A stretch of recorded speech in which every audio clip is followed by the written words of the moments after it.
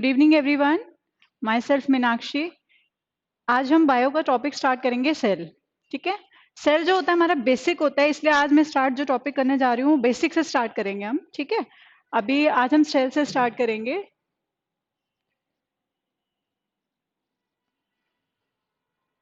जैसा कि आप लोगों को पता होगा, सेल आप क्लास 6 से पढ़ते आ रहे हो कि क्या होता है सेल, और पोस्ट ग्रेजुएशन तक आप सेल के बारे में पढ़ते हो, राइट। तो इन बिटवीन इस बीच में कोई भी आपसे कुछ भी किसी भी तरीके का क्वेश्चन आ सकता है। ठीक है, सेल के क्या फंक्शन होते हैं, उसके ऑर्गेनेल्स के क्या फंक्शन होते हैं। सबसे पहले हम बताएंगे कि what is cell, definition of cell. Cell होता क्या है? बेसिकली जो बेसिक जो नॉर्मल डेफिनेशन होती है, as you all know, it is the basic structural and functional unit of life. It is the basic structural and functional unit of life। ये तो हो गई इसकी डेफिनेशन। इस डेफिनेशन का मतलब क्या है? जिस तरह से एक बिल्डिंग खड़ी होती है, बिल्डिंग हमारी कैसे खड़ी होती है? छोटी छोटी ब्रिक्स से, राइट। एक हम बिल्डिंग का एग्जांपल लेते हैं, छोटी छोटी ब्रिक्स को मिलके एक वॉल बनती है, वॉल से फिर एक रूम बनता है, और रूम से बिल्ड होती है एक बिल्डिंग जो कि सारा काम परफॉर्म करती है। एक बिल्डिंग में ही हम सारे फंक्शंस परफॉर्म करते हैं। सिमिलरली हमारा बॉडी का भी यही फंक्शन होता है। जो हमारी बॉडी बनी हुई है, हमारी पूरी बॉडी जो मेडअप है वो हमारे सेल से है। बहुत सारे सेल, छोटे छोटे सेल्स मिलके, ग्रुप ऑफ सेल्स को हम बोलते हैं टिश्यूज। बहुत सारे सेल्स मिलके टिश्यू बनाते हैं। देन बहुत सारे टिश्यू मिलके ऑर्गन बनाते हैं। बहुत सारे ऑर्गन मिलके ऑर्गन सिस्टम बनता है, और ऑर्गन सिस्टम से हमारी पूरी बॉडी बिल्ड होती है। ठीक है, सेल जो होती है, सेल हमारी सबसे छोटी यूनिट होती है, स्मॉलेस्ट यूनिट होती है। ठीक है, इसी के थ्रू हमारे जो पूरी बॉडी सारे फंक्शंस परफॉर्म करती है। अब मैं बताऊंगी कैसे कैसे क्या क्या चीजें कौन कौन परफॉर्म करता है, राइट। बहुत सारे सेल जब मिल जाते हैं वो टिश्यू बना लेते हैं, टिश्यू जब बहुत सारे मिल जाते हैं ऑर्गन बना लेते हैं, लाइक हमारे हैंड्स हो गए, लिवर हो गया, हार्ट हो गया, राइट। वो सारी चीजें ऑर्गन हो गए। ऑर्गन सिस्टम में आ जाता है, जैसे आपका डाइजेस्टिव सिस्टम हो गया, रेस्पिरेटरी सिस्टम हो गया, सर्कुलेटरी सिस्टम हो गया, स्केलेटल सिस्टम। सारे सिस्टम्स जो बनते हैं वो सारे ऑर्गन से बनते हैं, और सारे ऑर्गन सिस्टम जब मिल जाते हैं तो वो एक बॉडी बिल्डअप करते हैं। ठीक है, ये तो होता है कि सेल की बेसिक क्या है सेल। ठीक है,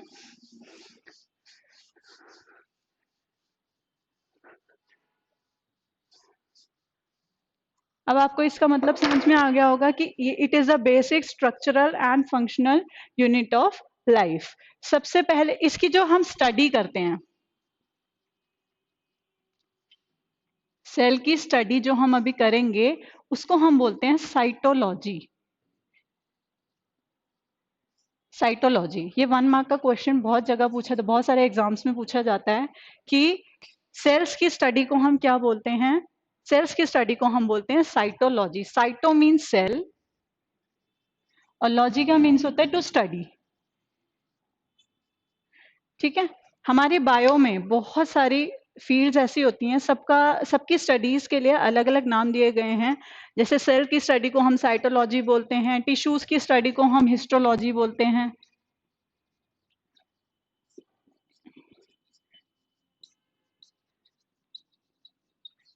ठीक है, ऑर्थोलॉजी जो होती है बोन्स की स्टडी होती है। इसी तरह से बहुत सारी फील्ड्स जो होती हैं हमारी बायो की होती हैं, जिनके बिहाफ पे नाम रखा गया। बायोलॉजी, बायोलॉजी का मतलब क्या होता है? बायो का मीन्स होता है लाइफ, एंड लॉजी का मीन्स होता है to study.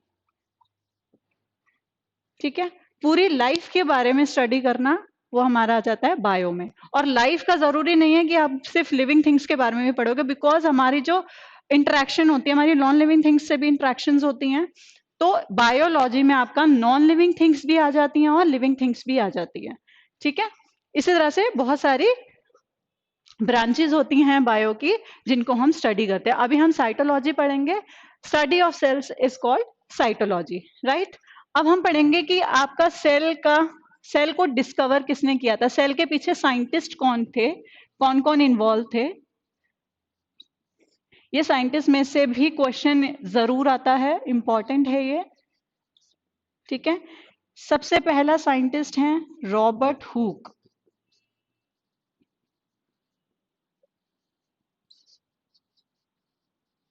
Anton van Leeuwenhoek, श्लेडेन,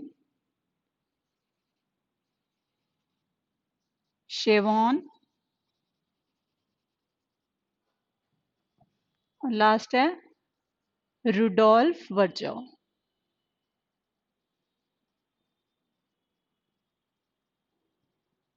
ये 5 साइंटिस्ट हैं जिन्होंने बहुत ही ग्रेट रोल प्ले किया था सेल के लिए, ठीक है। सबसे पहले मैं बताती हूँ आपको रॉबर्ट हुक के बारे में।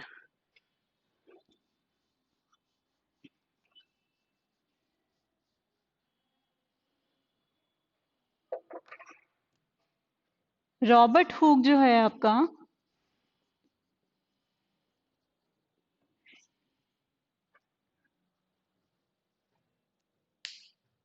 रॉबर्ट हुक ने आपकी 1665 में सेल के टर्म को डिफाइन किया था।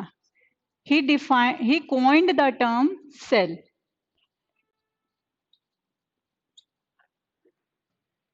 सबसे पहले इसने सेल को देखा था। अब इसने सेल को देखा कैसे था, इसने देखा था ट्री की बार्क में जो कॉर्क होती है, कॉर्क को इसने माइक्रोस्कोप के अंडर में रखा था, तो इसने ऑब्जर्व किया था इस तरीके का structure, room like compartments.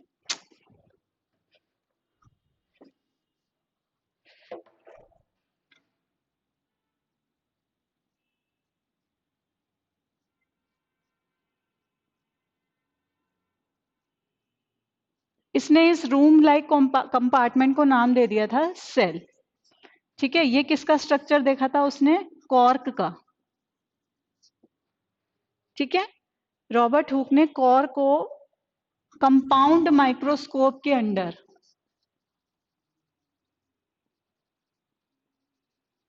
Observe किया था, और उसने ये पाया था कि एक किसी भी लिविंग थिंग में या नॉन लिविंग थिंग में छोटे छोटे कंपार्टमेंट्स होते हैं, उन कंपार्टमेंट्स को हम बोलते हैं सेल, ठीक है। बट इसकी एक लिमिटेशन हो गई थी, इसका एक ड्रॉबैक था। इसका ड्रॉबैक ये था कि इसमें इसने लिविंग नहीं देखा था, कि ये लिविंग है या नॉन लिविंग है, ये नहीं देखा था। तो इसकी लिमिटेशंस को क्रॉस करने आया था आपका second scientist, that is Anton van Leeuwenhoek. इसने इसको इंप्रूव किया था। इसने क्या करा था, इसने तो सेल देख लिया था, सेल की डेफिनेशन बना ली थी, बट इसने क्या करा था, इसने लिविंग थिंग्स को, इसने सेल में अपना ये लिविंग वो पाया था। इसने क्या करा था, मैं यहाँ लिख देती हूँ आपको, ये नोट कर लिया आपने रॉबर्ट हुक वाला।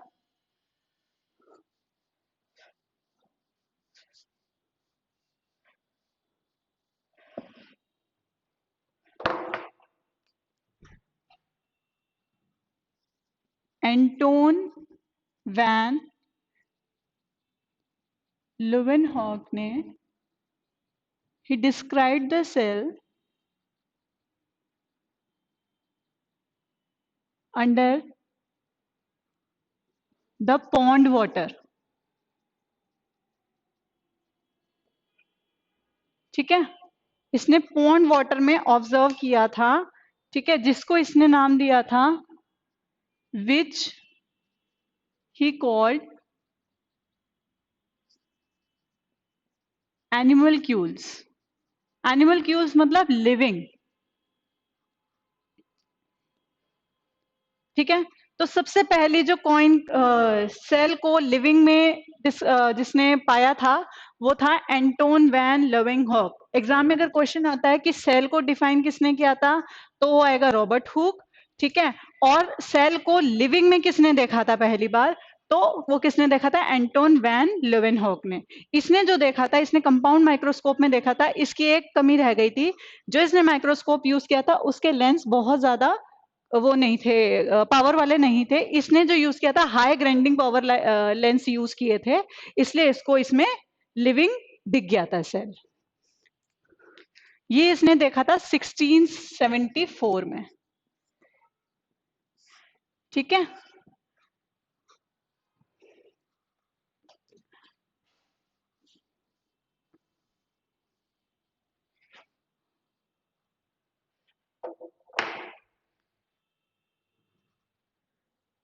अब आपका जो थर्ड साइंटिस्ट थे वो थे श्लेडियन एंड शेवॉन। ये दोनों जर्मन जर्मन साइंटिस्ट थे। बस फर्क ये था, ये जो था ये बॉटनिस्ट था और शेवॉन जो था वो जूलॉजिस्ट था। इसने 1938 में खोज की थी और इसने 1939 में खोज की थी। ठीक है, बॉटनिस्ट और जूलॉजिस्ट का मतलब तो आप समझते होंगे। बॉटनिस्ट जो पेड़ पौधों की पढ़ाई करते हैं, जूलॉजिस्ट जो एनिमल्स की स्टडी करते हैं, राइट। तो दोनों ही जर्मन साइंटिस्ट थे।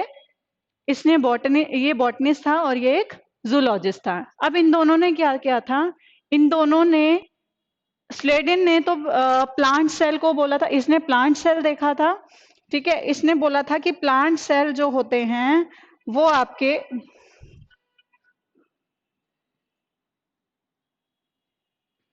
ये दोनों ने क्या बनाई थी? सेल थ्योरी बनाई थी।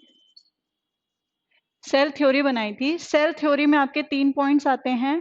पहला आता है all living things are made up of cell. Cell is the smallest structural and functional unit of life. ठीक है, और थर्ड पॉइंट आता है it is the smallest unit of life. ठीक है, सेल थ्योरी इसने बनाई थी।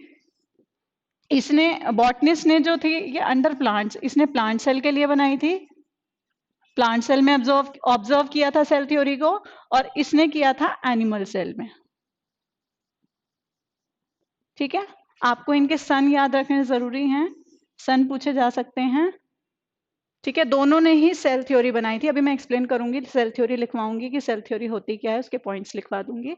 इन दोनों ने सेल थ्योरी बनाई थी और इसने प्लांट सेल के अंडर में सेल थ्योरी बनाई थी, प्लांट सेल को देख के, और इसने एनिमल सेल को देख के बनाई थी। नेक्स्ट है आपका रुडोल्फ वर्चॉव। इन सभी साइंटिस्ट का सेल में पूरा पूरा योगदान रहा है। सेल को पूरा प्रॉपर मॉडर्न थ्योरी में लाने में पूरा पूरा सारे साइंटिस्ट का योगदान रहा है। पांचवा जो साइंटिस्ट आया आपका रुडोल्फ वर्चाओ। इन्होंने क्या किया था? इस सेल थ्योरी को मॉडिफाई किया था। मॉडिफाई कैसे किया था? Modifies cell theory through his conclusion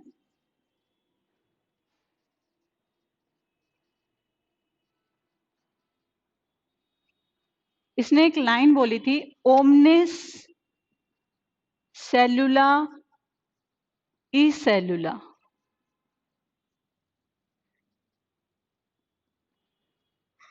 ये लाइन आपका पेपर में पूछा जा सकता है कि ये कंक्लूजन किसका था? ये कंक्लूजन था आपका रुडोल्फ वर्चाओ का, जो कि किस कब दिया था इसने? 1858 में। सॉरी, इसमें मैंने 19 लिखवा दिया, इसका 18 है।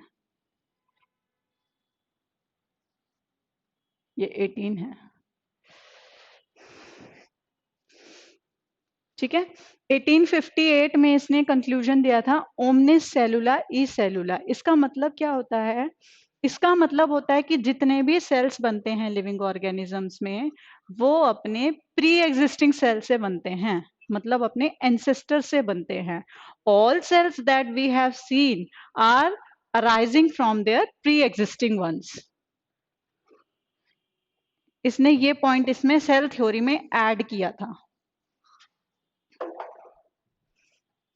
All new cells arises from their pre existing sales. ठीक है, जितने भी सेल बनते हैं वो अपने पूर्वज से बनते हैं, पहले वाले सेल से ही नए सेल बनते हैं। ठीक है, ये इसका मतलब है ओमनिस सेलुलर ई सेलुलर का। ठीक है, पेपर में क्वेश्चन ये भी आ जाता है कि all new cells pre existing cells are made from new cells. तो आपको स्टेटमेंट का ध्यान रखना है, स्टेटमेंट ना इंटरचेंज हो आपकी। स्टेटमेंट अगर इंटरचेंज हो जाएगी तो आपको आपका ये आप अपनी स्टेटमेंट ध्यान रखना। ठीक है, स्टेटमेंट आपकी ये है कि जो नए सेल बनते हैं वो पुराने से बनते हैं, ना कि पुराने नए से बनते हैं। ठीक है, ये हो गए आपके साइंटिस्ट।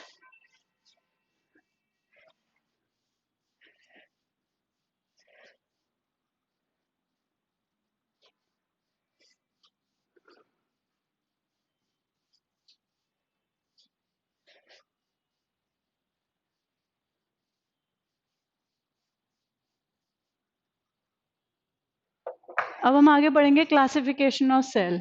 सेल की क्लासिफिकेशन कैसे होती है?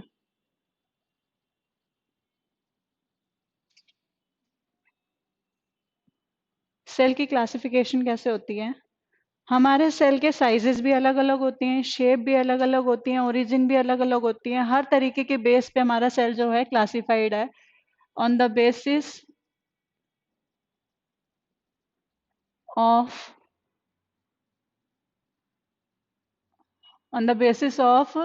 नंबर ऑफ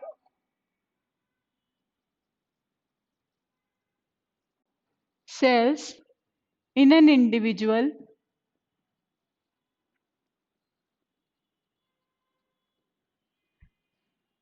पहला हम पढ़ेंगे, पहली क्लासिफिकेशन कि एक इंडिविजुअल में कितने सेल होते हैं, उसके बेस पे जो क्लासिफिकेशन है, उसके बेस पे क्लासिफिकेशन होती है यूनिसेलुलर और मल्टी सेलुलर। ठीक है, कि एक इंडिविजुअल में, एक ह्यूमन बीइंग में, एक बॉडी में कितने सेल हैं उसके हिसाब से इसकी क्लासिफिकेशन होती है।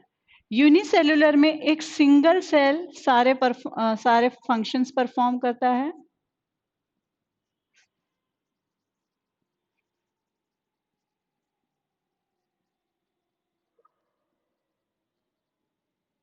ठीक है, और मल्टी सेलुलर में मैनी सेल्स, जिसमें बहुत सारे सेल्स होते हैं। Different cells have their different functions. ठीक है, यूनिसेलुलर में एक सिंगल सेल ही सारे फंक्शंस परफॉर्म करता है, मल्टी सेलुलर में हर सेल का अलग अलग फंक्शन होता है। इसमें जैसे आ गया हमारे ह्यूमन बॉडी। ह्यूमन बॉडी में हर सेल का फंक्शन अलग होता है, एज यू ऑल नो। ठीक है, रेस्पिरेटरी का अलग होगा, डाइजेस्टिव का अलग होगा, हैंड का अलग, आइज का अलग, हर सेल का अलग होगा। यूनिसेलुलर में आपका आ जाता है अमीबा। अमीबा आपने देखा होगा, अमीबा जो होता है एक सिंगल सेल ही होता है, इसी में न्यूट्रिशन होता है, इसी में डाइजेशन होता है, इसी में एक्सक्रीशन होता है, सारी प्रोसेसिंग जो होती है वो एक सिंगल सेल में होती है। ठीक है, तो यूनिसेलुलर का एग्जाम्पल हो गया आपका अमीबा, और इसका एग्जाम्पल हो गया आपका ह्यूमन बॉडी। ठीक है, हर एक सेल में आपका न्यूक्लियस प्रेजेंट होता है। ठीक है, ये तो हो गया on the basis of number of cells in an individual. दूसरी क्लासिफिकेशन जो होती है वो होती है आपकी ऑन द बेसिस ऑफ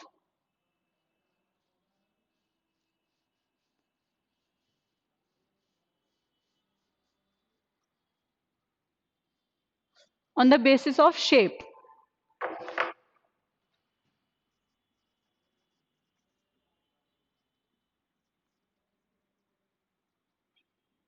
जैसा सेल का फंक्शन होता है उसी तरह से उसकी शेप होती है। ठीक है, जैसे आरबीसी की शेप कैसे होती है? आरबीसी सेल की, आरबीसी रेड ब्लड सेल, जिसको हम इरिथ्रोसाइट्स भी बोलते हैं। ठीक है। इसकी जो सेल शेप होती है वो राउंड शेप होती है।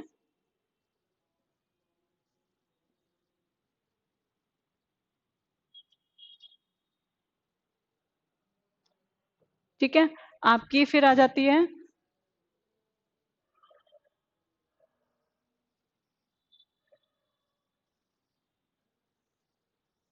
Smooth muscles.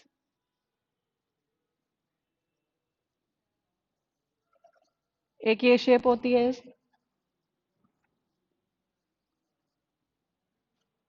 ठीक है, आपकी आती है एपिथीलियम। एपिथीलियम पता है ना क्या होता है? एपिथीलियम आपकी होती है आउटर लेयर। हमारी स्किन की आउटर लेयर जो होती है एपिथीलियम होती है। एपिथीलियम के भी फर्दर पार्ट्स होते हैं, कलमनर एपिथीलियम, क्यूबॉइड एपिथीलियम। ठीक है, वो सारे। अब इसमें आपका कलमनर एपिथीलियम की जो होती है शेप कॉलम वाली होती है।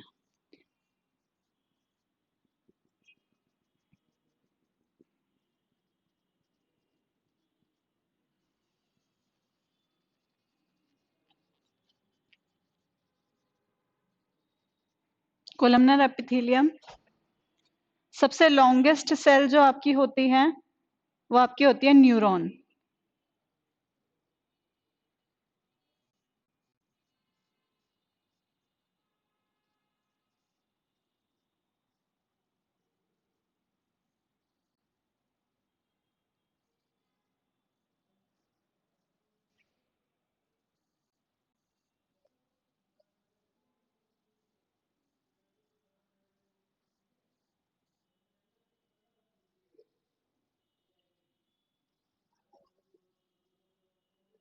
ये होती है आपकी न्यूरॉन, जो आपकी नर्वस सिस्टम में प्रेजेंट होती है। लॉन्गेस्ट सेल होती है ह्यूमन बॉडी की।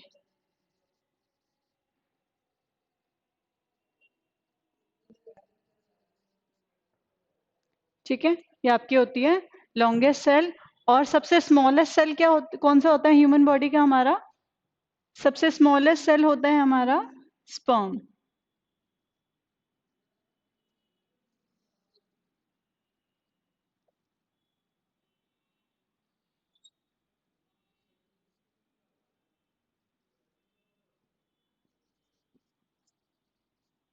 ह्यूमन बॉडी का सबसे स्मॉलेस्ट सेल होता है ये।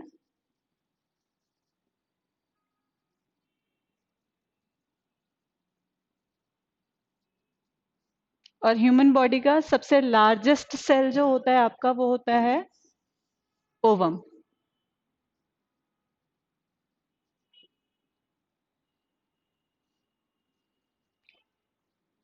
Largest cell of human body. ठीक है, ये लॉन्गेस्ट है, ये लार्जेस्ट है। कंफ्यूजन के लिए एग्जाम में आ जाता है which is the largest cell amongst them.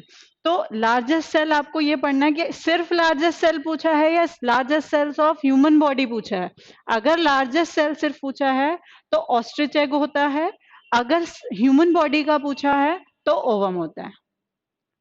तो इसमें आपको कंफ्यूज नहीं होना। अगर ह्यूमन बॉडी का लार्जेस्ट सेल पूछा गया है तो ओवम होता है। और नॉर्मली अगर लार्जेस्ट सेल सिर्फ लार्जेस्ट सेल के बारे में लिखा है तो ऑस्ट्रिच एग होता है। ठीक है, ओवम का जो साइज होता है आपका, ये मैं आगे लिखवा दूंगी। ये होता है आपकी शेप्स के ऊपर सारे सेल क्लासिफिकेशन शेप के बेस पे। ठीक है,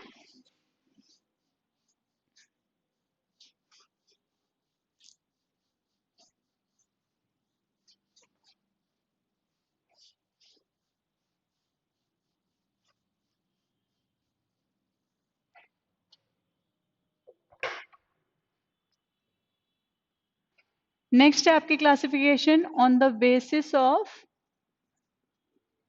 origin.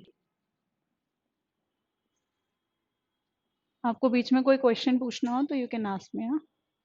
On the basis of origin, कहाँ से सेल की स्टार्टिंग हुई। ठीक है, दो पार्ट्स में स्प्लिट होता है, प्रोकैरियोट्स, प्रोकैरियोटिक सेल जिनको हम प्रोकैरियोट्स बोलते हैं।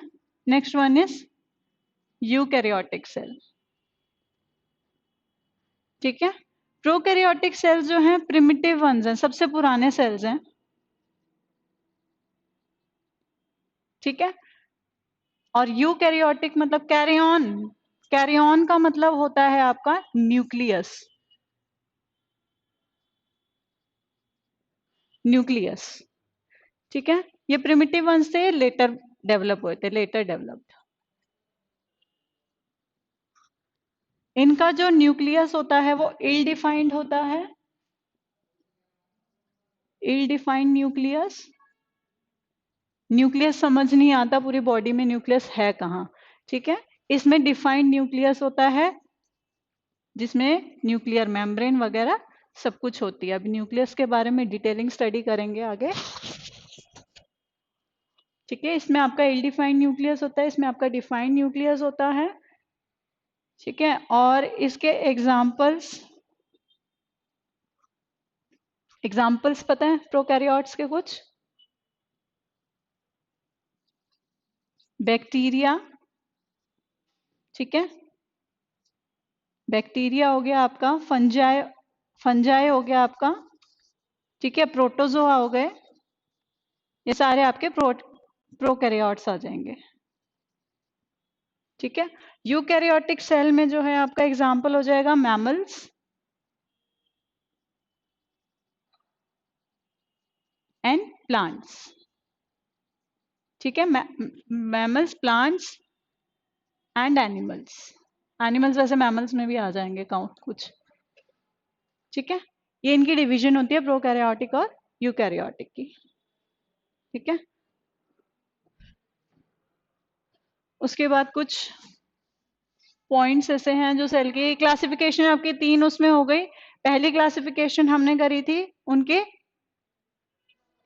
Number of cells in an individual, पहली क्लासिफिकेशन वो करी थी। सेकंड क्लासिफिकेशन हमने करी थी on the basis on the shape of the cell, और तीसरी क्लासिफिकेशन करी हमने basis on origin of the cell, ठीक है। Hmm, hmm, largest cell, ovum जो होता है लार्जेस्ट सेल होता है। अभी मैं उसकी ना साइज लिखवा रही हूँ, वही मैं लिखवा रही हूँ, वो आप नोट डाउन कर लेना, ठीक है।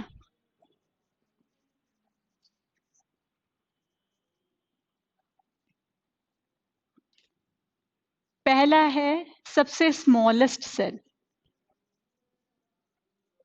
ध्यान देना इधर, सिर्फ मैंने स्मॉलेस्ट सेल लिखा है, मैंने ह्यूमन बॉडी नहीं लिखा है, सिर्फ स्मॉलेस्ट सेल लिखा है। स्मॉलेस्ट सेल जो होता है वो होता है माइकोप्लाज्मा, या फिर इसको हम बोलते हैं पीपीएलओ, ठीक है,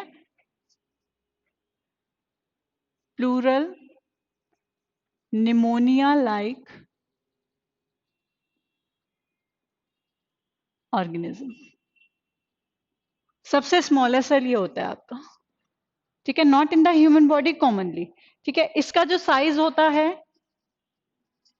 इसका साइज होता है 0.1 माइक्रोमीटर, ये इसका स्मॉलेस्ट साइज होता है, ठीक है। उसके बाद हम पढ़ेंगे smallest cell in human body,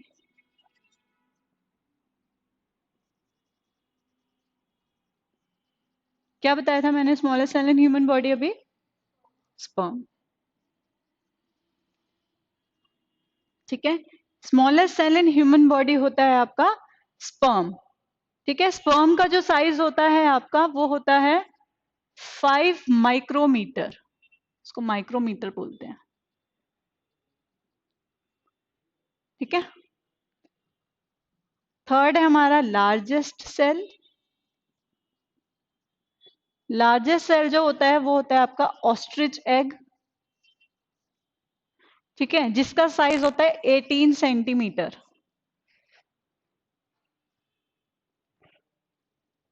ठीक है।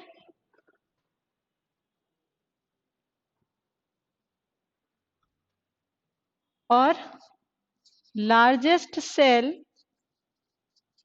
इन ह्यूमन बॉडी क्या होता है? ओवम, ठीक है, जिसका साइज होता है 120 माइक्रोमीटर, ठीक है। इनमें से एक ना एक क्वेश्चन जरूर आता है, longest cell in human body, that is neuron. Don't confuse neuron और उसमें नेफ्रॉन में, नेफ्रॉन और न्यूरॉन में कंफ्यूज मत होना।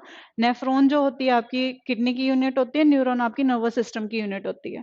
Longest cell in human body आपकी होती है न्यूरॉन, जो कि कितने 1 मीटर की होती है पूरी,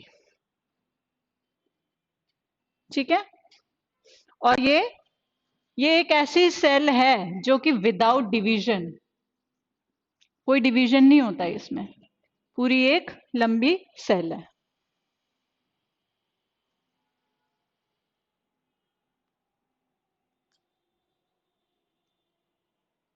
क्लियर?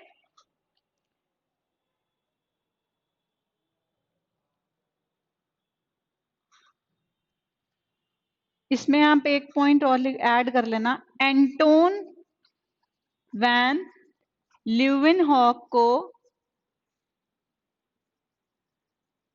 हम फादर ऑफ एंशियंट माइक्रोबायोलॉजी भी बोलते हैं,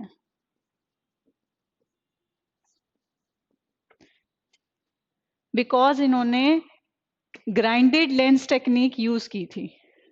ग्राइंडेड लेंस टेक्निक यूज करके जो है लिविंग सेल को लिविंग वे में देखा था, इसलिए हम इनको बोलते हैं फादर ऑफ एंशियंट माइक्रोबायोलॉजी, ठीक है।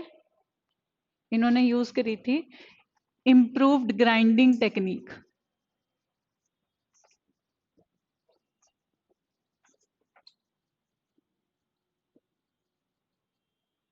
ठीक है, टू यूज कंपाउंड माइक्रोस्कोप।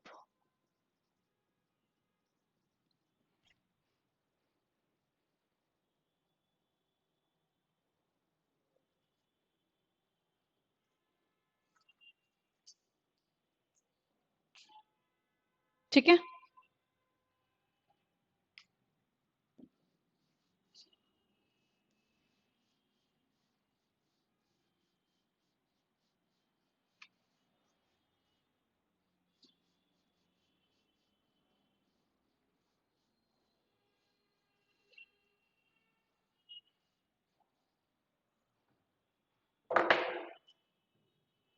अब हम पढ़ेंगे स्ट्रक्चर ऑफ सेल।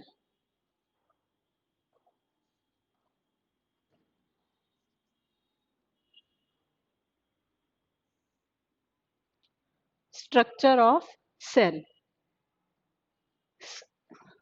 मेन जो सेल के कंपोनेंट्स होते हैं वो दो कंपोनेंट्स होते हैं, एक होता है साइटोसोल और एक होता है सेल ऑर्गेनेल। सेल ऑर्गेनेली, एक होता है साइटोसोल और एक होता है सेल ऑर्गेनेली। साइटोसोल जो होता है सारा मैट्रिक्स पार्ट होता है, सेल का जो खाली पार्ट होता है वो सारा साइटोसोल कहलाता है, ठीक है। और ऑर्गेनेल्स यहाँ पर बहुत सारे होते हैं सेल में, आप छोटी क्लासेस से ही पढ़ते आ रहे हो। न्यूक्लियस, माइटोकॉन्ड्रिया, एंडोप्लाज्मिक रेटिकुलम,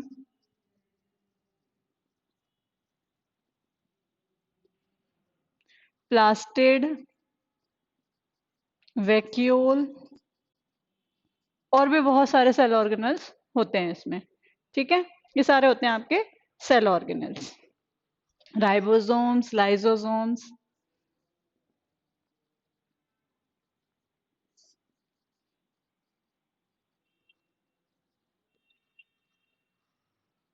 ठीक है। ये सारे होते हैं आपके सेल ऑर्गेनल्स, साइटोसोल और सेल ऑर्गेनल्स। अब सेल वॉल भी हो गई इसमें, सेल वॉल, प्लाज्मा मेम्ब्रेन।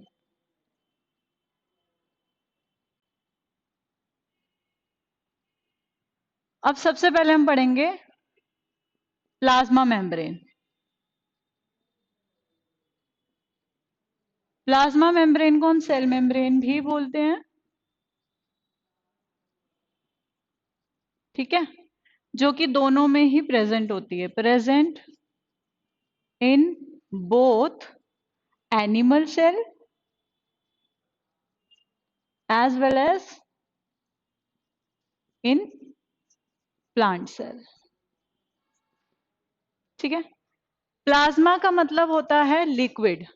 जो लिक्विड को कवर करने वाली मेम्ब्रेन होती है उस मेम्ब्रेन को हम बोलते हैं प्लाज्मा मेम्ब्रेन या फिर सेल मेम्ब्रेन। ठीक है, दोनों मेम्ब्रेन सेम होती हैं, ये दोनों में प्रेजेंट होती हैं। और क्या काम इनका, मोटा मोटा काम क्या होता है इनका? प्रोटेक्शन का। प्रोटेक्शन एंड सपोर्ट करती है ये बाकी के सेल ऑर्गेनल्स को। ठीक है। दूसरी चीज आपकी होती है सेल वॉल। ठीक है, सेल वॉल। अब सेल वॉल जो होती है, पहले होती है आपकी मेम्ब्रेन, उसके बाद आती है आपकी सेल वॉल। ये सिर्फ प्लांट्स में प्रेजेंट होती है, एनिमल्स में प्रेजेंट नहीं होती। Present only in plants, not in animals. ठीक है। अब ये प्लांट्स में ही क्यों प्रेजेंट होती है? तो हम पढ़ते आ रहे हैं बहुत पहले से कि प्लांट्स में प्रेजेंट होती है, एनिमल्स में नहीं होती। लेकिन ऐसा क्यों होता है? ऐसा इसलिए होता है बिकॉज एनिमल्स का जो फंक्शन होता है वो सारा फ्लेक्सिबिलिटी का होता है, मूविंग मूविंग का होता है। ठीक है। और सेल वॉल जो काम करती है, सेल वॉल प्लांट्स को रिजिड रखने में, स्टेबल एक तरफ रखने में, ताकि वो इजीली अपवर्ड्स ग्रो हो पाए। इसलिए वो प्लांट्स में प्रेजेंट होती है, एनिमल्स में प्रेजेंट नहीं होती, क्योंकि एनिमल्स का काम फ्लेक्सिबिलिटी का होता है। ठीक है। इसको आप लिख सकते हो, इसमें इसलिए प्रेजेंट होती है टू मेक इट रिजिड। ठीक है।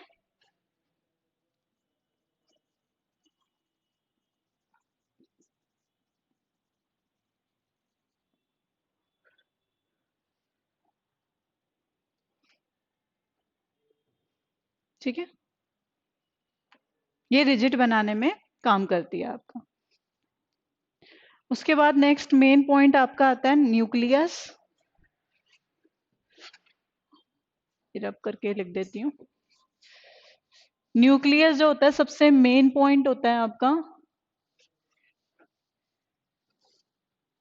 जैसे हमारी बॉडी में विदाउट हार्ट हम लोग नहीं जी सकते, इसी तरह से एक सेल भी एक न्यूक्लियस के बिना नहीं लाइव रह सकता। कुछ सेल्स ऐसे होते हैं जिनमें न्यूक्लियस होता ही नहीं, लेकिन उनका रोल जो है, न्यूक्लियस का रोल कोई और ऑर्गेनल प्ले करता है। वो मैं बताऊंगी कि किसमें होता है, किसमें नहीं होता, क्यों नहीं होता, वो सारी चीज। ठीक है। अभी हम पढ़ेंगे न्यूक्लियस के बारे में। ठीक है। न्यूक्लियस वर्ड एक ग्रीक वर्ड से लिया गया है, कैरी ऑन। ठीक है। कैरी ऑन, कैरी ऑन का मतलब होता है आपका न्यूक्लियस।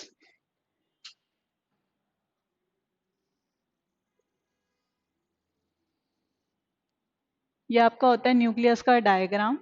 ठीक है। इस पे छोटे छोटे छोटे छोटे पोर्स प्रेजेंट होते हैं।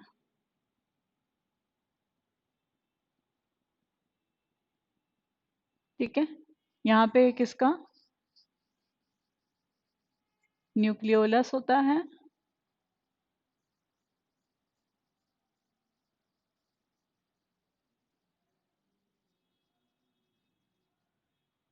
ठीक है। इसके पार्ट्स क्या क्या होते हैं? सबसे पहला होता है इसका न्यूक्लियर मेम्ब्रेन। आपको अभी मैंने बताया था मेम्ब्रेन का काम ही सपोर्ट का होता है, प्रोटेक्शन का होता है। ठीक है। तो न्यूक्लियस भी अपने आप को प्रोटेक्ट किससे करता है? Bye nuclear membrane. ठीक है। दूसरा पार्ट होता है इसका न्यूक्लियोलस। अभी सबके फंक्शन बताऊंगी मैं। Then nuclear pore. चौथा होता है क्रोमैटिन, क्रोमैटिन फाइबर्स।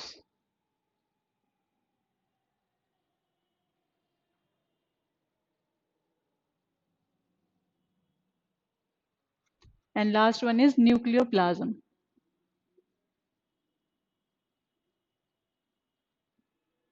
ठीक है। अब न्यूक्लियस पे, ये तो हो गई आपकी न्यूक्लियर मेम्ब्रेन।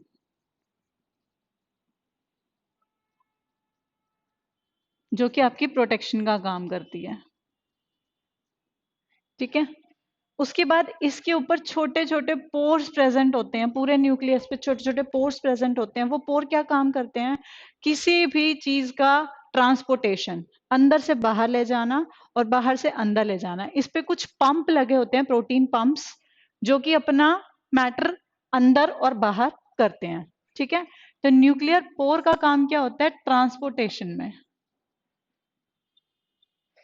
ट्रांसपोर्टेशन, और you can say to get inside or outside the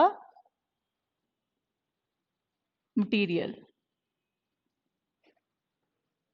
ठीक है, क्रोमेटिन, जिसमें आपका सारा जेनेटिक इंफॉर्मेशन होती है। क्रोमेटिन फाइबर्स जो होते हैं, इसमें आपकी सारी जेनेटिक इंफॉर्मेशन होती है। इसमें डीएनए प्रेजेंट होता है। ठीक है, ये क्या करती है? ये कंडेंस्ड स्टेट में, क्रोमेटिन फाइबर जब कंडेंस्ड हो जाती है तो इसको क्या बोलते हैं? क्रोमोसोम्स। कंडेंस्ड स्टेट में क्रोमोसोम्स हो जाते हैं। ठीक है, न्यूक्लियोप्लाज्म जो हो गया, ये अंदर का मटेरियल, एज यू नो। ठीक है, न्यूक्लियोप्लाज्म फ्लूइड,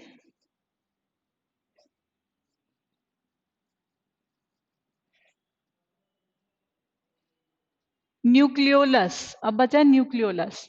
न्यूक्लियोलस क्या होता है और क्या काम करता है?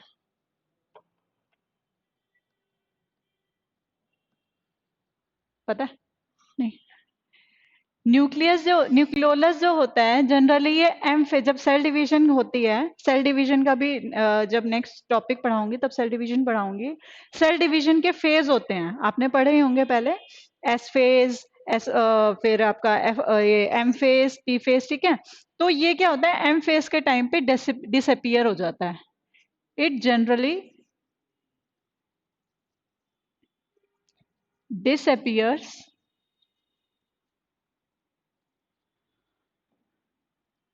at M phase during cell division. M phase के टाइम पे ये जो है डिसअपियर हो जाता है। ठीक है, और इसका काम क्या होता है? इसका फंक्शन होता है आपका,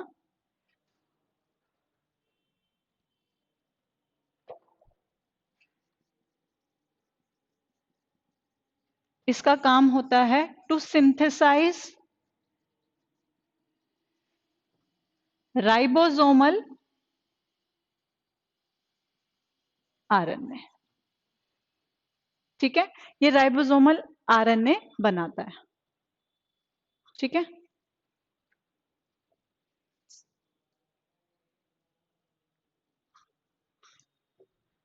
ठीक है, न्यूक्लियस को हम हार्ट ऑफ द सेल बोलते हैं।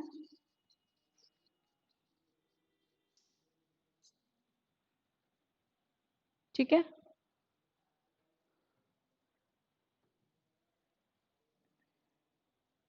इसके अंदर cells DNA is confined, transporting, transcribing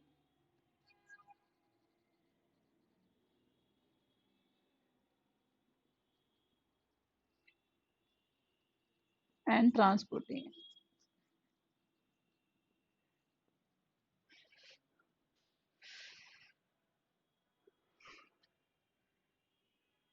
and replicating, you can say।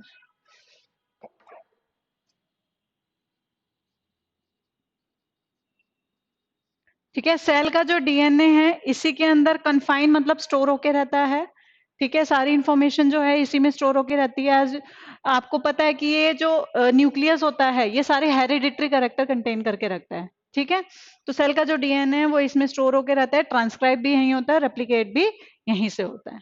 ठीक है, ट्रांसक्रिप्शन जो होती है वो प्रोसेस बाद में होती है, लेकिन यहीं से स्टार्ट होता है।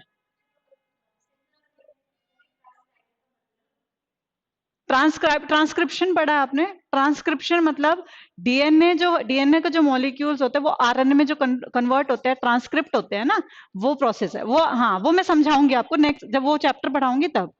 ठीक है, ये सिर्फ आप इतना वर्ड याद रखो कि जो इसका काम होता है वो ये करता है, ट्रांसक्रिप्शन करता है, रेप्लिकेटिंग करता है। ठीक है, जब डीएनए से आरएनए बनता है ना, वो प्रोसेस होता है ये। ठीक है, अब न्यूक्लियस की भी क्लासिफिकेशन होती है। न्यूक्लियस भी अलग अलग ऑर्गेनिज्म में अलग अलग, किसी में एक होता है, किसी में बहुत सारे होते हैं, किसी में होता ही नहीं। ठीक है, ये होता है इसका classification. Classification of nucleus, it is divided into three parts में डिवाइड होता है आपका ये। यूनिन्यूक्लिएट, मल्टीन्यूक्लिएट और having no nucleus. Having no nucleus. ठीक है, मोस्टली यूकैरियोट्स यूनिन्यूक्लिएट होते हैं क्योंकि सबका अपना एक न्यूक्लियस होता है।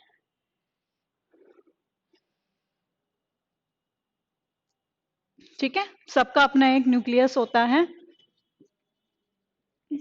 Most of the eukaryotes. आपको पता है हमारी बॉडी में कोई मल्टी न्यूक्लिएट, कोई बताओ मल्टी न्यूक्लिएट कोई ऑर्गन है? Muscle cells. जितनी भी मसल सेल्स होती है ना, वो सारी आपकी मल्टी न्यूक्लिएट ही होती हैं। ठीक है, और जिसमें न्यूक्लियस होता ही नहीं, RBC, mature RBC. Mature RBC. ठीक है, ये क्वेश्चन आपसे पूछा जा सकता है क्योंकि आरबीसी लिखेंगे एक में और एक में मैच्योर आरबीसी लिखेंगे, तो आपको मैच्योर आरबीसी वाले पे क्लिक करना है। नॉर्मल आरबीसी में न्यूक्लियस अपना होता है।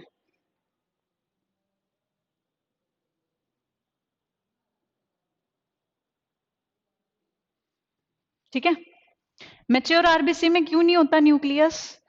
मैच्योर आरबीसी में इसलिए नहीं होता क्योंकि उसकी जब एज हो जाती है तो उसको ऑक्सीजन लेने के लिए स्पेस चाहिए होता है। अगर न्यूक्लियस रहेगा तो उसका स्पेस घिर जाता है, तो न्यूक्लियस वो हट जाता है, डिसअपियर हो जाता है, हट जाता है। उसके बाद उसको स्पेस चाहिए ऑक्सीजन टेकिंग के लिए, इसलिए ये इसमें जो है न्यूक्लियस नहीं होता। ठीक है,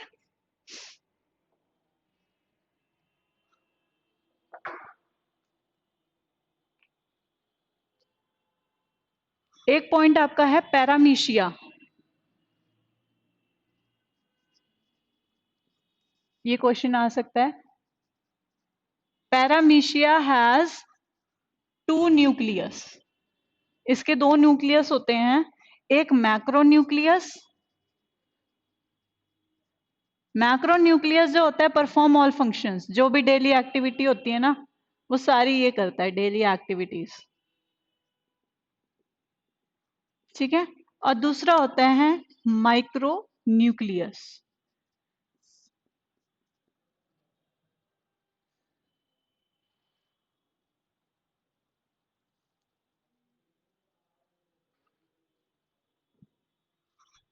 दूसरा होता है आपका माइक्रो न्यूक्लियस जो कि controls all activities of sexual reproduction. ठीक है, इसमें ये दो न्यूक्लियस होते हैं। पैरामीशियम को हम बोलते हैं यूनिसेल्यूलर सीलिएट प्रोटोजोआ। ठीक है, सेल एक ही होता है बट न्यूक्लियस इसके दो होते हैं। ठीक है, अब जिस तरह से हमने सेल में पढ़ा था कि इसके साइज डिफर होते हैं, इसी तरह से न्यूक्लियस में भी साइज, जो शेप होती है वो अलग अलग होती है, साइज जो है अलग अलग होते हैं।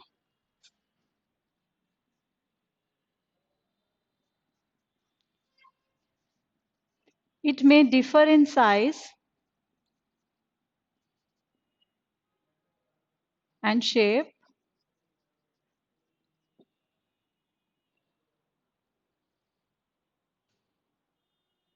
ठीक है।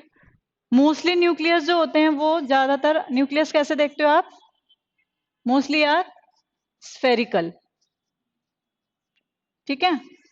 But some are multi lobed, जिनके बहुत सारे लोब होते हैं, ठीक है। ये किस में होता है? ये आपका, आप वो जो पढ़ते हो WBC ल्यूकोसाइट जब पढ़ते हो, ल्यूकोसाइट्स में आपने WBC के कभी देखा होगा, पढ़ा होगा, तो उसमें न्यूट्रोफिल्स, इजिनोफिल्स, बेसोफिल्स वगैरह होते हैं, ठीक है। उसमें जो न्यूट्रोफिल्स वाला पार्ट होता है ना, न्यूट्रोफिल्स में आपके मल्टी लोब्ड होते हैं। न्यूट्रोफिल्स में आपका मल्टीलोब न्यूक्लियस होता है।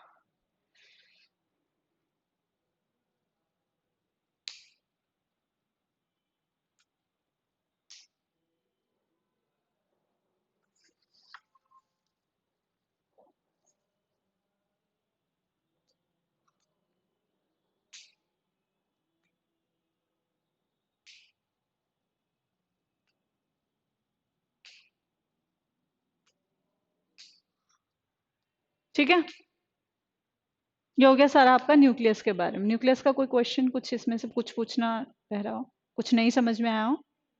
All is clear? ठीक है। नहीं, टाइप्स ऑफ WBC तो अभी नहीं है सिलेबस में, बट हमें ये पता होना चाहिए कि ये मल्टी लोब न्यूक्लियस जो होता है वो किसका होता है, वो क्वेश्चन आ सकता है। हाँ, वो क्वेश्चन आ सकता है, बिकॉज हमें डीप में तो पढ़ना नहीं है, हमें मोटा मोटा ये क्वेश्चन पढ़ना है कि क्वेश्चन किस में से आ सकता है। इसीलिए मैंने मेन मेन टॉपिक ही, मेन मेन पॉइंट्स ही पढ़ा रही हूँ, ठीक है, डीप में ज्यादा नहीं पढ़ा रही हूँ।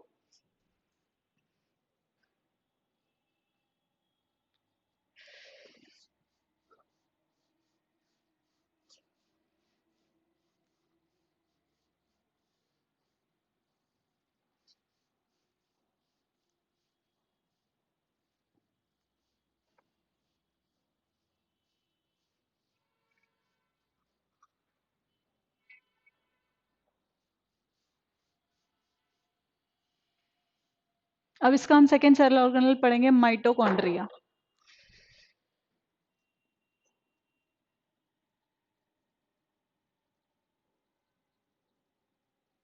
माइटोकॉन्ड्रिया, ठीक है। माइटोकॉन्ड्रिया भी हम 6th क्लास से ही पढ़ते आ रहे हैं, ठीक है।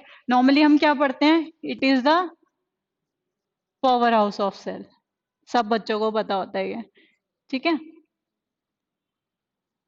क्या करता है ये? ATP प्रोड्यूस करता है, ATP प्रोडक्शन, ठीक है। और क्या करता है, और क्या काम होता है माइटोकॉन्ड्रिया का?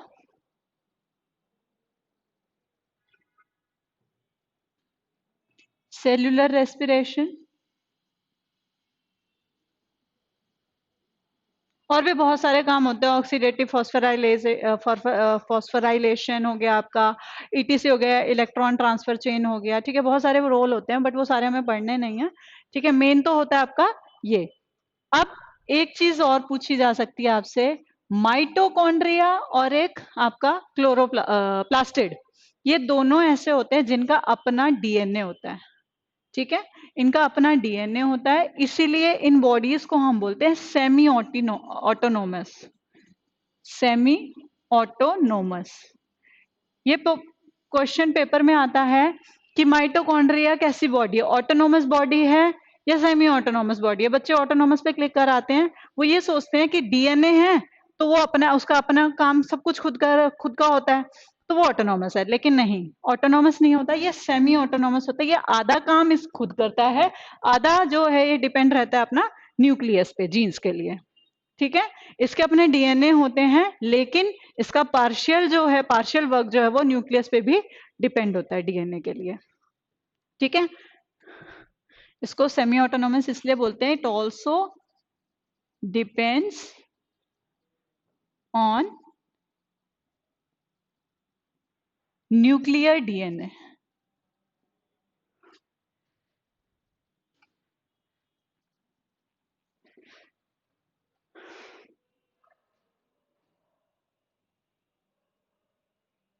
ठीक है। इसको ऑब्जर्व किसने किया था? ऑब्जर्व्ड बाय कोलिकर,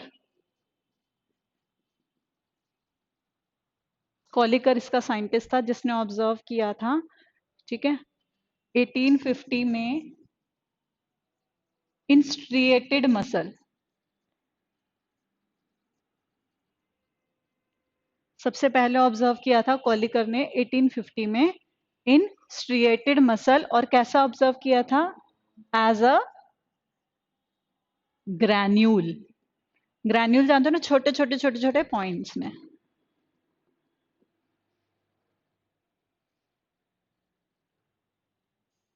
ठीक है,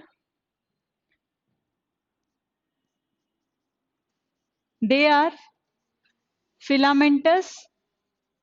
ये फिलामेंटस भी हो सकते हैं या फिर ग्रैनुलर भी हो सकते हैं। ठीक है, फिलामेंटस भी हो सकते हैं और ग्रैनुलर भी हो सकते हैं। एरोबिक रेस्पिरेशन में काम आते हैं हायर एनिमल्स के, माइक्रो ऑर्गेनिजम्स में भी काम आते हैं, इंक्लूडिंग अल्गी और आपके प्रोटोजोआ, फंजाई वगैरह सब में, एक्सेप्ट बैक्टीरिया में। ठीक है, they are absent in bacteria. Bacteria में ये नहीं होते। ओके, माइटोकॉन्ड्रिया आपका बैक्टीरिया में एब्सेंट होता है। अब जब बैक्टीरिया में एब्सेंट होता है ये, तो बैक्टीरिया कहाँ से एटीपी सिंथेसिस करेगा? बैक्टीरिया कहाँ से सांस लेगा? तो बैक्टीरिया के ऊपर, इसके सरफेस पे प्रोटोन पंप्स होते हैं। ठीक है, प्रोटोन पंप्स होते हैं जो कि एटीपी को सिंथेसाइज करते, एटीपी जनरेट करते हैं। ठीक है, there are specific pumps and enzymes on the surface of bacteria, on the surface of bacteria which synthesize ATP.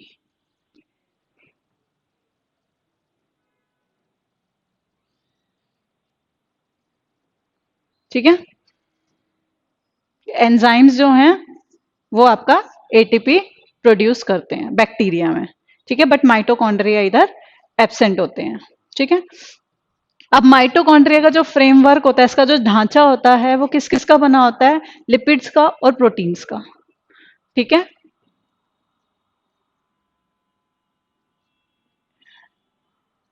It's framework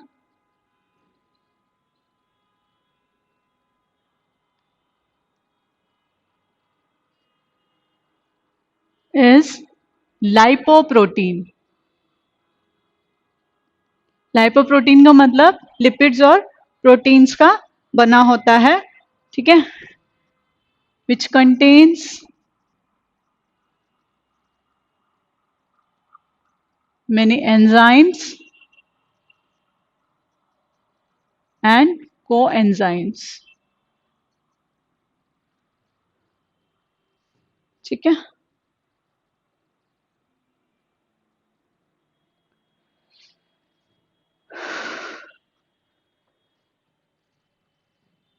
ये तो मैंने आपको बता दिया, सेमी ऑटोनोमस होता है तो they have their own DNA, they have their own DNA. Most important ये वाला और ये वाला आपका जो पूछा गया है पेपर में ना। ठीक है, उसका they have their own DNA and ribosome also for protein synthesis.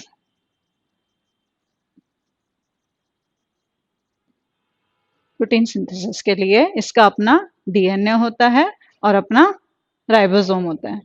ठीक है, डबल मेम्ब्रेन स्ट्रक्चर होता है ये।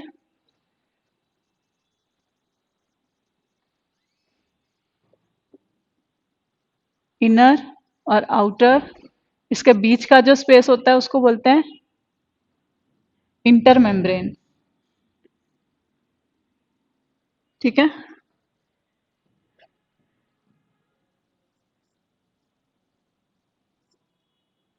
इसके अंदर जो इनफोल्डिंग्स होती हैं, इनर मेम्ब्रेन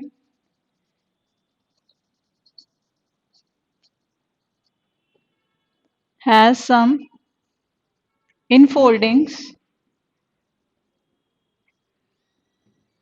called cristae. ठीक है, अंदर वाली मेम्ब्रेन में बहुत सारी फोल्डिंग्स होती हैं। वो फोल्डिंग्स क्यों होती हैं? कभी भी हम कोई भी हमारे बॉडी में कोई भी सिस्टम अगर फोल्डिंग में है, दैट मीन्स उसका सरफेस एरिया इंक्रीज करना है ना। हमारे स्टमक में भी विलाय प्रेजेंट होते हैं। विलाय हम क्यों प्रेजेंट करते हैं? ताकि जो है सरफेस एरिया इंक्रीज हो जाए डाइजेशन के लिए। सिमिलरली इसमें भी वही काम होता है, क्रिस्टे की फोल्डिंग्स बना लेते हैं ताकि जो है सरफेस एरिया एटीपी सिंथेसिस के लिए इंक्रीज हो जाए, टू इंक्रीज सरफेस एरिया।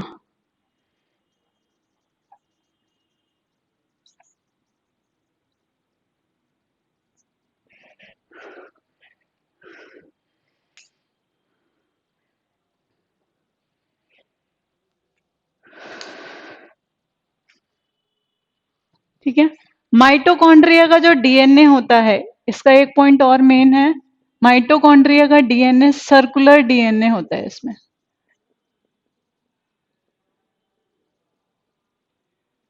जबकि आपका न्यूक्लियस का जो डीएनए होता है, whereas nucleus has linear DNA.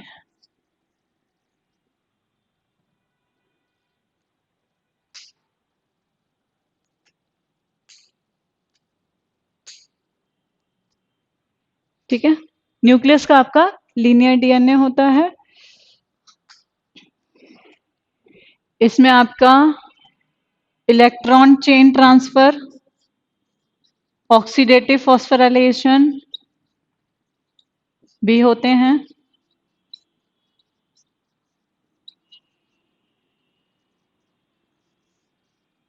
ठीक है, और बस ठीक है। उसके बाद हम आते हैं, इसके दो फेज होते हैं, इसका मैट्रिक्स साइड होता है और दो साइड होते हैं इसके। इट हैज टू फेसेस, जिसको हम बोलते हैं एन साइड। एन साइड जो होता है वो मैट्रिक्स साइड होता है। ठीक है, जैसे ये आपका माइटोकॉन्ड्रिया का स्ट्रक्चर है।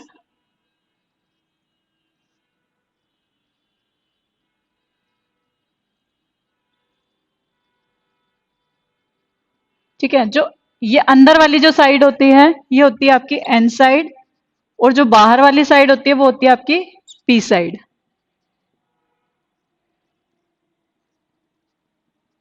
पी साइड जो होती है आपकी साइटोजोलिक साइड होती है। ठीक है, ये आपकी फोल्ड्स हो गए क्रिस्टे, ये आपकी आउटर मेम्ब्रेन, ये आपकी इनर मेम्ब्रेन, और बीच का जो स्ट्रक्चर होता है वो होता है इंटर मेम्ब्रेन। ठीक है, इसके अंदर बहुत सारे प्रोटीन पंप्स लगे होते हैं। ठीक है, ग्रैन्यूल्स होते हैं इसके अंदर, छोटे छोटे छोटे छोटे, जिनके अंदर प्रोटीन पंप्स होते हैं। These are granules.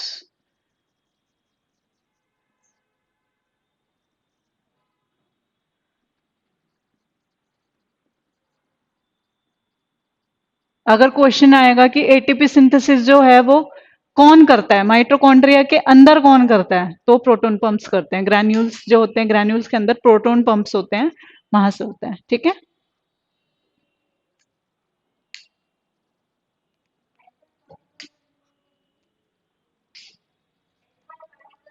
F0 से F1 बनते हैं। हाँ हाँ हाँ हाँ, ठीक है। इसमें जो एंजाइम होता है वो आपका एटीपी सिंथेटेज होता है। ठीक है, इसका एंजाइम याद रखना है आपको। एंजाइम जो होता है इसमें एटीपी सिंथेटेज। ठीक है, नेक्स्ट ऑर्गेनल अभी पढ़ा दूं या ब्रेक लेना है? कर दूं ना? हाँ, ठीक है। ठीक है, ये होता है आपका, यहाँ पे फिनिश हुआ आपका माइटोकॉन्ड्रिया। ठीक है, उसके बाद नेक्स्ट जो आता है आपका पेरोक्सिसोम्स। इसका ज्यादा कुछ रोल नहीं होता, लेकिन बहुत इंपॉर्टेंट रोल भी होता है माइटोकॉन्ड्रिया के साथ।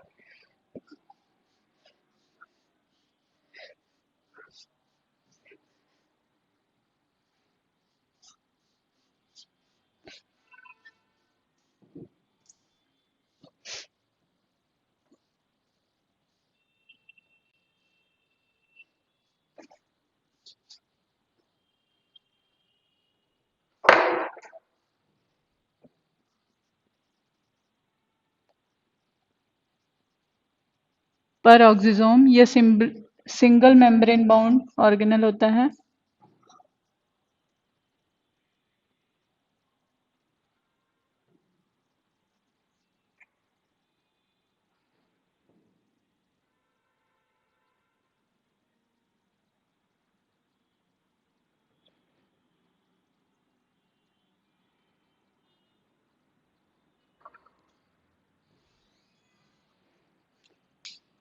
ठीक है, जो कि सभी यूकैरियोट्स में होता है।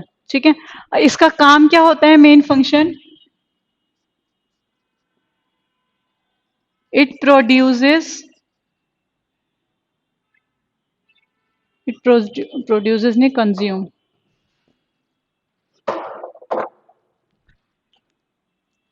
प्रोड्यूस्ड भी लिख दो, it produced and consumes hydrogen peroxide।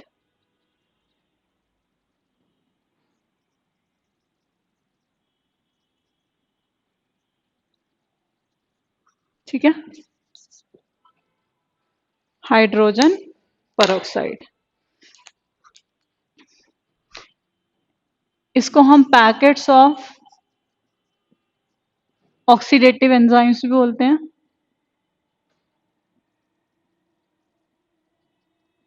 ठीक है, ये ट्रांसपोर्टेशन का काम करता है माइटोकॉन्ड्रिया के साथ मिलके।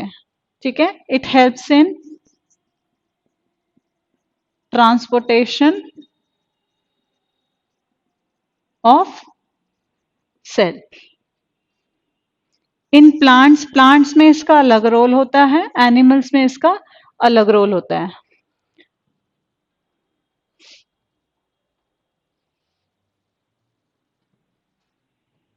कन्वर्टिंग, प्लांट्स में क्या करता है, कन्वर्टिंग फैटी एसिड्स को शुगर में कन्वर्ट करता है, fatty acid to sugar, and also helps in photorespiration. Photosynthesis के टाइम पे भी ये हेल्प करता है पेरोक्सिसोम। ठीक है,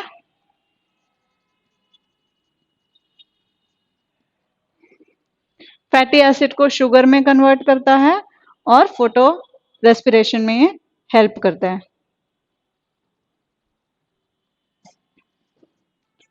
it helps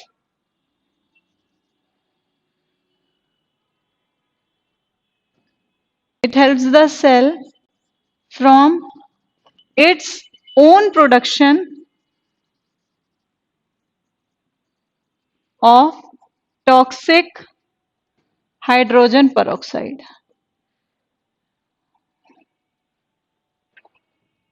helps in photorespiration with chloroplast।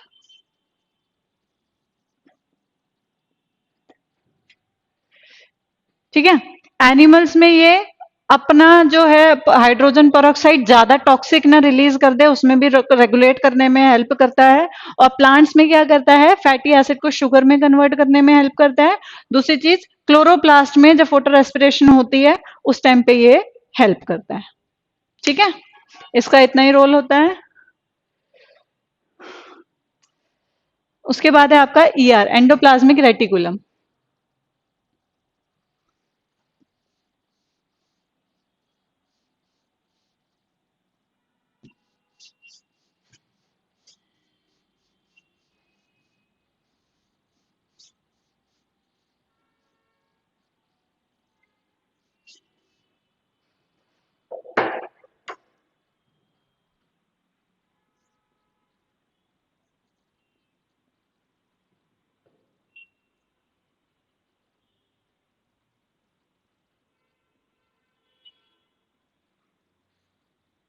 ये कहाँ पर होता है? आपका न्यूक्लियस के पास होता है।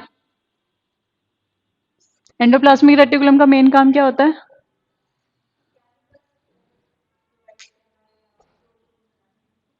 Protein synthesis. प्रोटीन राइबोसोम का काम होता है वैसे तो प्रोटीन सिंथेसिस, ठीक है।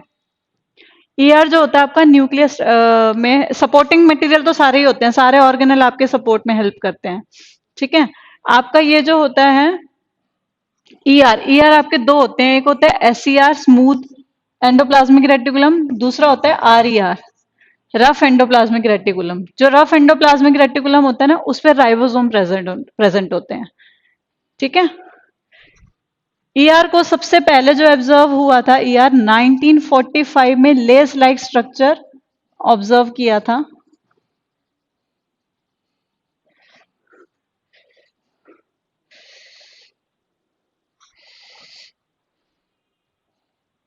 Less like structure were first observed as ER in chick embryo,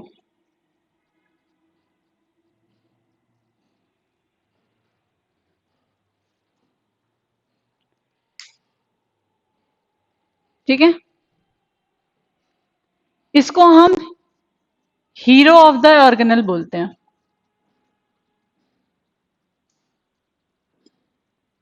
after nucleus, nucleus के बाद इसी का सबसे इंपॉर्टेंट रोल होता है।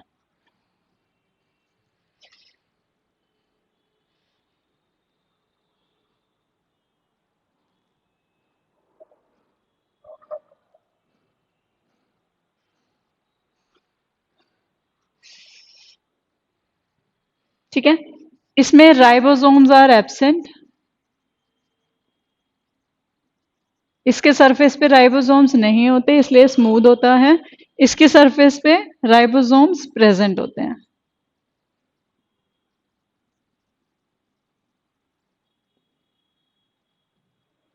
ठीक है।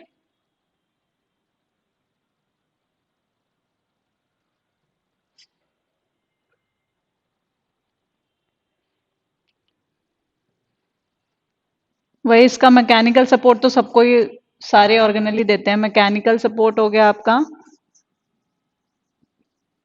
ठीक है, रिलीज कैल्शियम आयंस,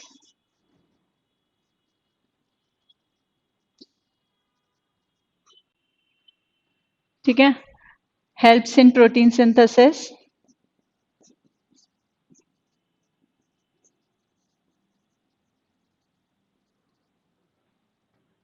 ठीक है।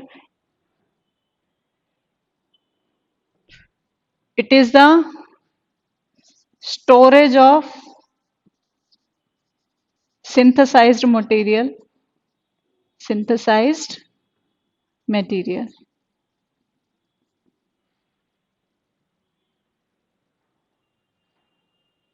ठीक है।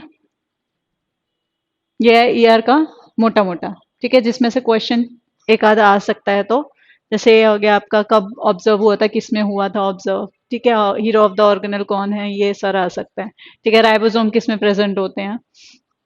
उसके बाद आता है आपका Golgi complex, Golgi bodies.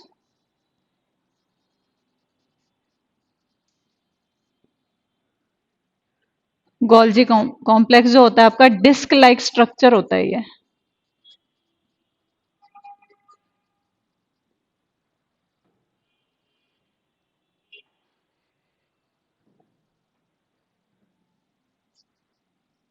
it was named it was named after Italian physician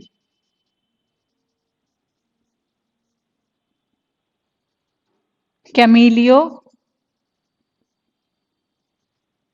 Golgi, Camillo Golgi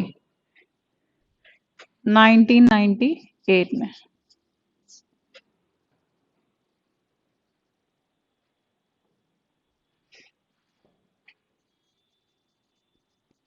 During an investigation on nervous system,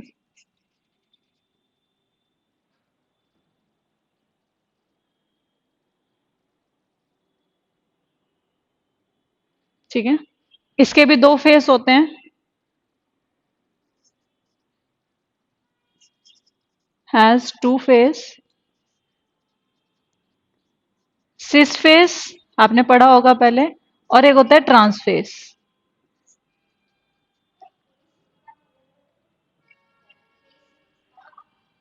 उसका मतलब फेस होता है उसका पार्ट, जैसे ये यहां पर ये था, सपोज ये यहां पर ई आर है, यहां पर गोल्जी ऑपरेटस है, तो ये वाला जो ई आर के पास होता है, ये वाला पार्ट होता है आपका सिस फेस कहलाता है, और जो नीचे वाला जो अपोजिट होता है वो आपका ट्रांस फेस कहलाता है। ऊपर वाला जो ई आर के पास है, सिस फेस वाला जो होता है, जो आपका नियर ई आर है, एंडोप्लाज्मिक रेटिकुलम की तरफ जो होता है पार्ट, उसको सिस पार्ट बोलते हैं, और जो अपोजिट साइड होता है वो ट्रांस पार्ट होता है।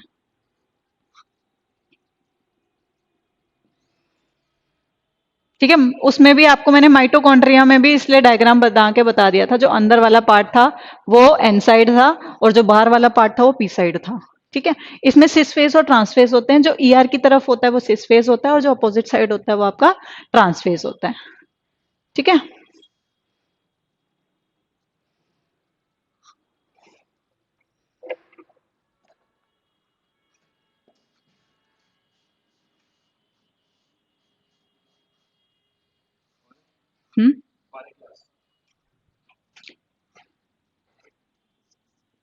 it is present in all eukaryotic cells.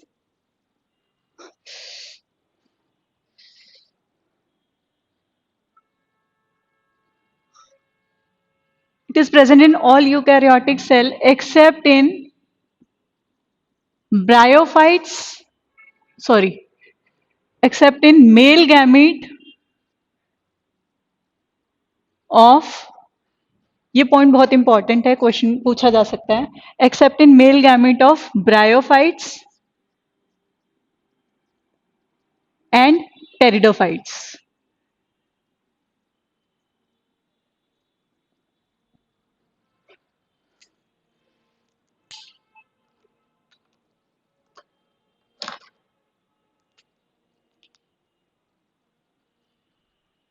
ठीक है, मैच्योर सीव ट्यूब्स में भी नहीं होता है ये।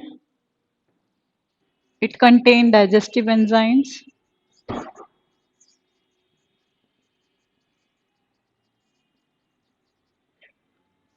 It is present in all animal cell, but plant cell में इसी का फंक्शन कौन परफॉर्म करता है? वैक्यूल। ठीक है, but its function performed by vacuole in plant cell। ठीक है,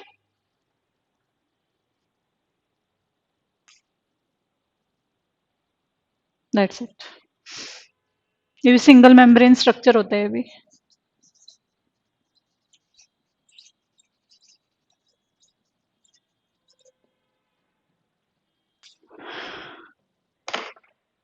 ठीक है, अभी आपके कुछ ऑर्गेनल्स रह गए हैं इसमें, क्योंकि ये तो काफी लंबा है जितना खींचते जाओ। ठीक है, अगर आपको हमारी वीडियो पसंद आई तो हमारे चैनल को सब्सक्राइब करें और बेल आइकन को दबाएं। धन्यवाद।